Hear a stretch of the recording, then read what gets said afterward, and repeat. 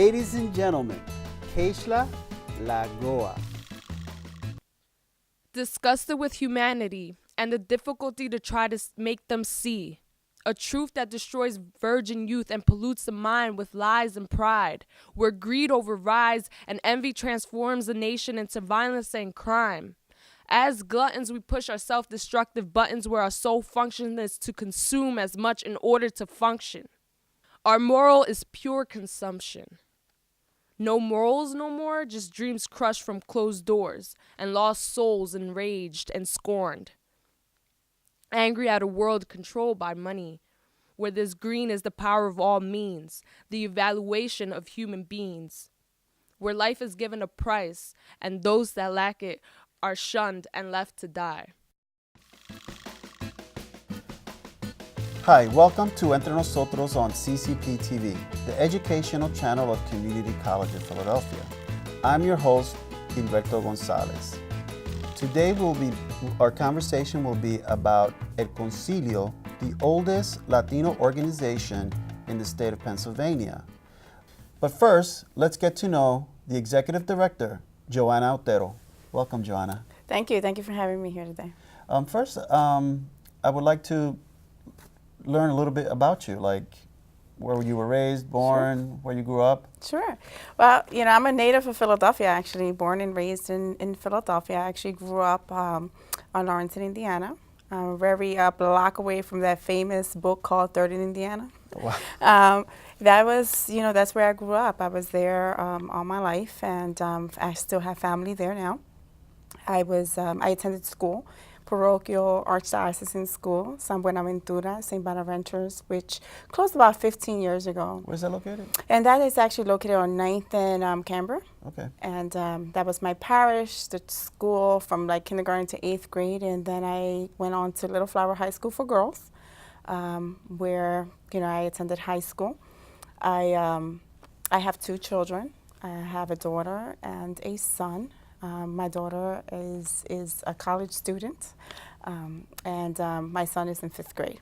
Wow. So definitely been in the neighborhood, know the area really well, participated in all kinds of events. Mm-hmm. I am a graduate from Pierce College. Wow. I'm an adult learner, so I went back to school as an adult and graduated in 2007. Been married for 10 years now. It's hard to believe 10 years have passed, but been married for 10 years now. Wow, very nice. So that's very great. I mean, so you're really Philadelphia-based, and you've been active in the community before. Oh, absolutely. I mean, I'm a daughter of 2 immigrant parents. My father is from Puerto Rico, and my mother is from Costa Rica. And, in the early years, it was very difficult for them. I was oftentimes the one who served as the interpreter or filling out applications or you name it, pretty much. That's what I did. And my mom, from the very beginning, has always, instilled in me good values to serve, to help people. And so we were really engaged in our church, in our parish in the early years. Actually, that was my first job, working at the rectory, cleaning and serving as a receptionist and filing and things like that. Mm-hmm. And you also worked for other organizations too? Oh, yes. When I graduated from high school, and actually during my high school year, I was a teen mom. And so my last couple of months of high school, I actually finished it off at Kensington High School. And I don't have too much recollection of that because it was a small period of time. And I did a lot of home-based schooling at that time because of my pregnancy, but quickly went to medical assistant school. And so by trade, I'm a medical assistant and did phlebotomy work. And I was always very fortunate to be put in places where, I started out as an intern and 2 weeks in was hired as a full-time employee for PCOM, Philadelphia College of Osteopathic Medicine, was really where I started my career. And then went on to Temple, and again was very fortunate to be put in a position where they wanted to open up community clinics. That's something that happened in the mid-90s, and was fortunate to take part in that at Fifth and Bristol, that medical clinic that was one of the first of TPIs. And that really was the starting point for me to really start working actively with the community, because you needed to get buy-in from the community to be able to open a medical center, and it was going to be multifaceted. So it was going to have, a primary care doctor, a pediatrician, we had a midwife for a period of time. So there were many different moving components to that. And that was also around the same time that HMO, there was so much reform from the medical side that was happening. And I was on the other side. I was the medical provider in that sense, and really began to learn the business of HMOs and how it worked with capitations and referrals were really big then.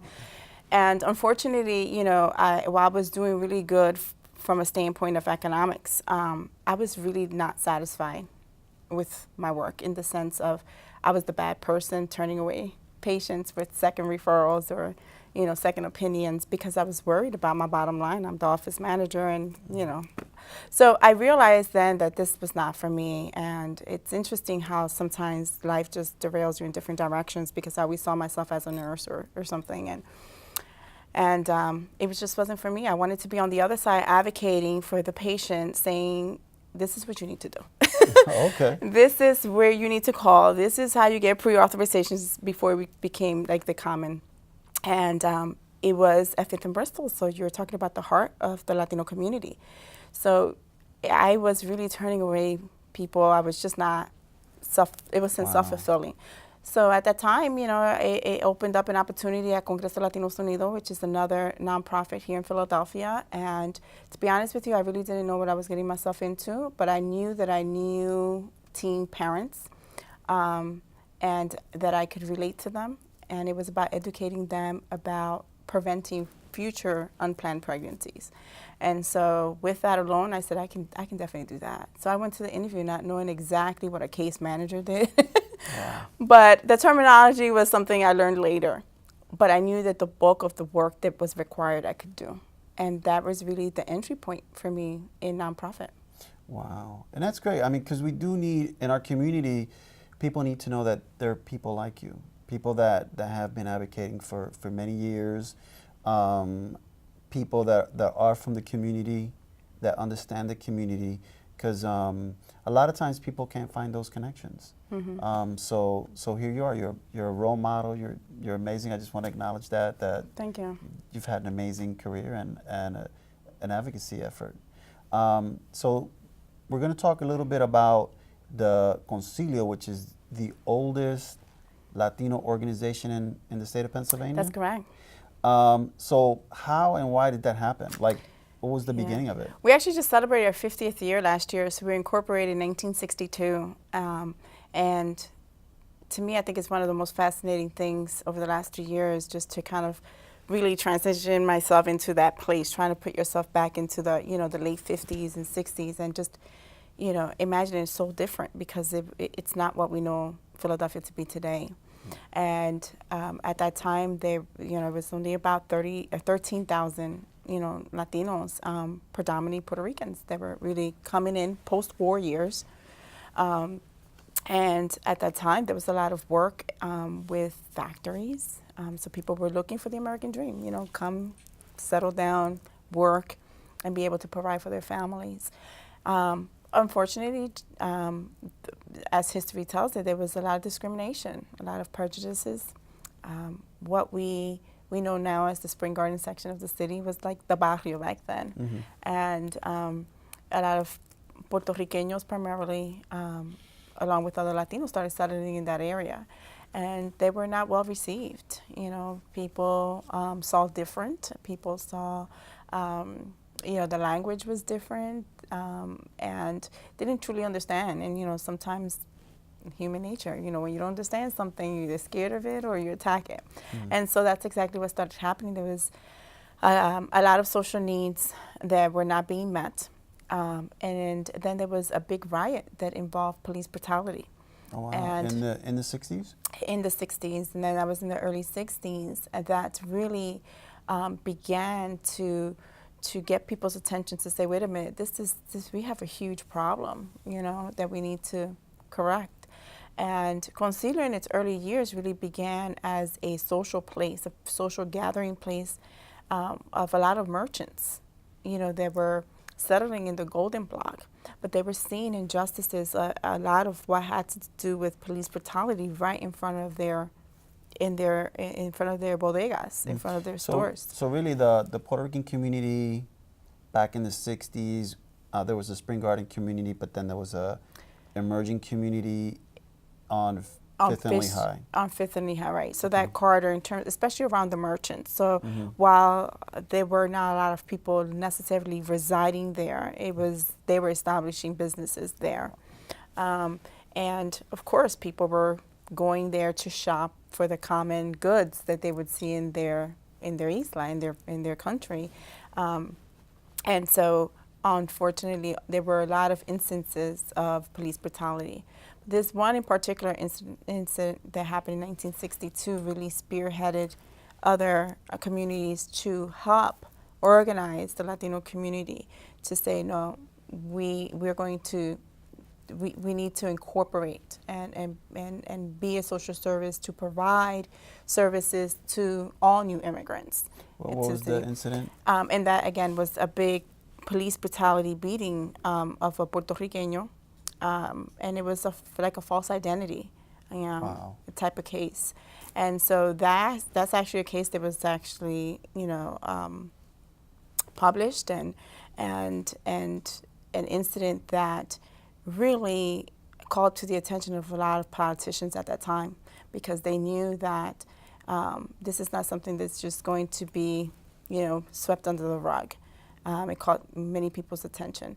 And so what happened was, including the Friends Neighborhood Guild, we were Quakers at the time, and La Milagrosa, which is the first Spanish chapel, and actually gave the first Spanish Mass here for the Catholic faith, and the Baptist Spanish Church that was in the Spring Garden section as well, really helped to allow the different merchants that came together to say, no, enough is enough. We need to stand together and unite. And ultimately, they started out as a social gathering to talk about issues, that happen, or social needs that were not being met. And again, educating the police and working with the politicians at that time, that in and of its own, it was a big task. Do you know some of the people that were part of this group? Right. So some of our early leaders and big businessmen at that time was Candelario Lamboy. We had also Carlos Morales, who was one of the first presidents, like the third president of Concilio. We also had Ramonita Rivera, who was very instrumental in eradicating many of the injustices in the Latino community. And there were other smaller businessmen like, Mr. Diaz, who had like the first carniceria on Fifth Street. And still to this day is there. It's being run by his kids. Oh yeah, I think I know that one. It's kind of like on the 2800 block, kind of like towards the other end. Towards Somerset, yeah. Oh, wow. So that he was one of the early ones that's still around today. So Candelario still has his furniture. Is it a furniture? It was a furniture place at the time, and he also had a lot of rentals. So a lot of the homes in that area that were rented. He was the landlord to many early settlers here in the North Philadelphia area. He still does have it, but it's clothing stores now. Oh, it's clothing. So now they're meeting, they're organizing, and they establish El Concilio, or was it something before that? It was always El Concilio, El Concilio de Organizaciones Hispanas. It was a council of Spanish-speaking organizations. So any organization, originally there were 22, any organization that were serving Latino community were part of it. So they paid a membership. It was a membership organization originally when it was established in 1962. Mm-hmm.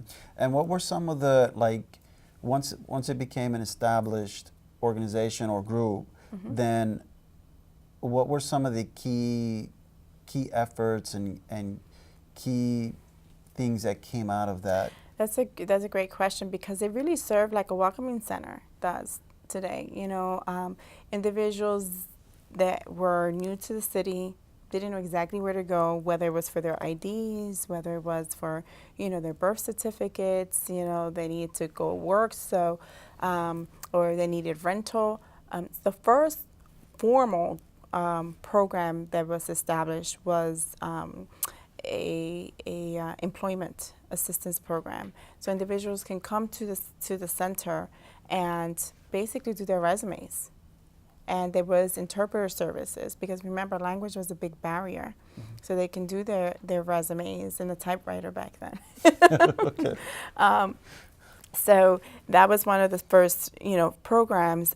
There were also housing services that, while it wasn't a formal program at that time, it was a program where they knew people would come to kind of post, you know, I have this house for rent, this apartment for rent. So it became kind of like an informal program, because people needed, obviously, to be able to live somewhere. And employment was huge. I mean, back in those days, you could, you know, be let go of one factory, walk a block over, and you find a new job. Or some people, you know, obviously would work 2 and 3 jobs, because they were really hardworking individuals. And then we also had, in the early years, drug and alcohol. As we started seeing shift of the economy, you know, and factories closing down, actually, there was a shift where there was, you know, there was a heightened level of drug and alcohol. Alcoholism being a big issue of people, how they dealt with separation from their families, oftentimes from their, you know, a lot of times the one adult will come here first, and then, you know, their family was still abroad, and many people did not, there's an adjustment, a separation issue that happens. And self-soothing, you know, alcohol is oftentimes what people turn to, and it became a big barrier for people, because you can't go to work and keep your job if you're drunk. And so they established what they call the Clinica. The Clinica was one of the first programs, actually, and it was around into the 80s, the early 80s. Wow. So it was a really long-standing program. Right. I remember as a kid that they had a summer youth program. So I remember working, Absolutely. cleaning up lots, or volunteering in offices. And so that was also That was part of the employment. So there was a youth, and we actually still have youth services component where we, and we'll talk a little bit about that, but that's always been something that Concilio has always had at the heart. You know, people definitely want to have access to education, equal access to employment, health services, and social services in general. Now, the Concilio was also like an incubator for other groups, not just Puerto Ricans, but for other Latinos, African Americans, for other groups. What are some of those groups? So one of the things Concilio has historically done is always served as either the fiduciary or in support to help form 501c3s. So some of the great organizations that came out of that, Congreso de Latinos Unidos one. Really? Congreso de Latinos Unidos, yes, was one of the, it was established in 73, but was one of the first ones that Concilio, it was actually a spinoff of the drug and alcohol program of Concilio. And that's a program that started Congreso, was a drug and alcohol program. Also Aspida of Pennsylvania.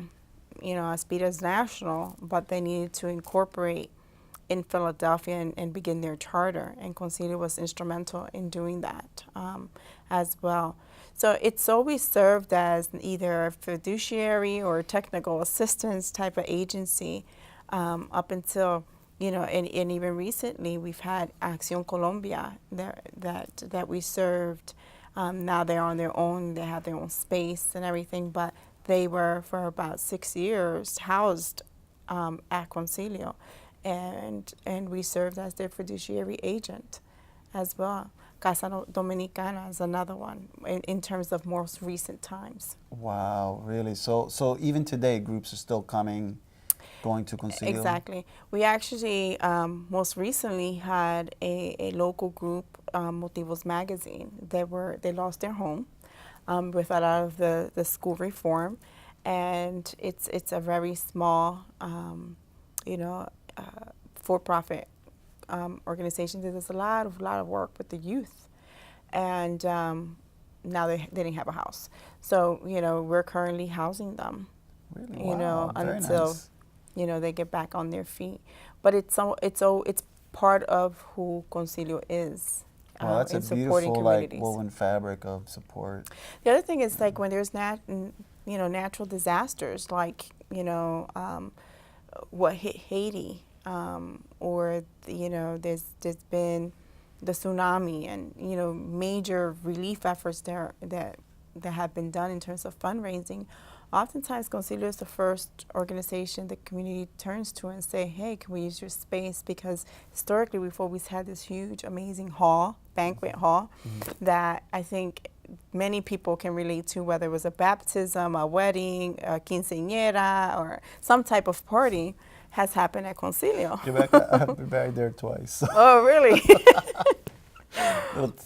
Too much information, but So there you everyone go. I know has been married there, baptisms, sweet 16s. Yeah, lots of sweet 16s because that's really Graduations. big, and graduations, or you name it. So there's always, it's interesting to hear from different people in the community, because whether it's a beef and beer fundraiser that was done by the Baptist, you know, church for, you know, parishioner that, you know, is ill or something, to you just never know when you drop the word concilio, it resonates, and people have different connections to it.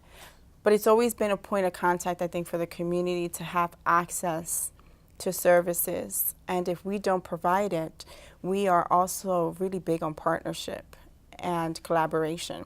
So if we're not, you know, if we don't provide a certain program, okay, but Esperanza, you know, has this type of program, or Congreso, APM, and building those bridges, I think, are really important. Very nice. Now, where is Concilio today? Well, you know, over the last, I've been there now 3 years, believe it or not. It seems like just yesterday, but it's in a good place in the sense that we have an array of different programs, but are more strategic. Obviously, every nonprofit has to really look at their portfolio and say, what did we do well with, and you know what's important to the mission of the organization. And so right now we're in the process of strategic planning. So board development it's a big piece of that, and we've had some new board members, which we're really excited about. The other is the fact that we've done a lot of program development. You know, program development to focus more child being centric. And some of the programs that we provide are adoptions and foster care. And that is a huge program of Concilio. And so what we've tried to redesign is really, when we look at foster care and when we look at families, obviously it cannot be siloed. There's an array of, or a continuum of services that are needed for that family to either reunite because it's in the best interest of that child, or unfortunately in some cases is adoption. So what's the alternative in terms of permanency, a permanent place for this child to live and grow and be nurtured and loved. And so in doing that, we've had to really look at what are the support services for the biological parents, or that family that wants to reunite, whether it's, you know, maternal or paternal grandparents or aunt or whoever. And what are those services? Oftentimes it's housing. You can't reunite any family without permanent housing, Right. or sustainable housing, I should say. Employment is a big one. So you mentioned the youth services component, which we have a youth services summer program, and it runs for 6 weeks. We have 25 children or youth from the ages of 14 to 19 if they're still in high school. And they work 20 hours a week, and they work on a project, you know, a service learning project. Last year, our youth actually won first prize in Philadelphia. Oh, wow. They worked on the economic collapse of 2008, and they presented it to the city at the convention center. They have to present it, and they won first place. Wow. They did a outreach campaign. They did a panel discussion, community panel discussion, and a video. That's Very on our nice. website, actually, if you want to take a look at it. So now, that's Concilio today. Where's Concilio? Where do you see Concilio tomorrow? Where do you see yourself? I mean, how has this impacted your life? So, again, Concilio really wants to be focused on strengthening the families, making sure that families have equal access to health, and education, which is really critical, for them to have a sustainable lifestyle. And so we have really put a lot of efforts, again, around understanding, the trauma and the implications of that for our youth, so that we can better educate our parents on we have a parenting program, and a lot of the, if not all of the different workshops are really about trauma-informed practices, and that's been really important. And we have really, really talked about, let's go back to our roots in terms of uniting communities and utilizing what we're also known for, which are our arts and cultural events that we do, like the Hispanic Fiesta, like the Puerto Rican Day Parade, Seniors Lunch, the Three Kings event, but utilizing them as vehicles to educate the general community about issues that are impacting the Latino community, such as immigration and the importance or the need for immigration reform, among other advocacy issues. That's all the time we have today. I would like to thank my guest, Joanna Otero, for joining me, and I would like to thank you for tuning in. You have been watching Entre Nosotros on CCP TV, the educational channel of Community College of Philadelphia. I'm your host, Humberto Gonzalez. See you next time.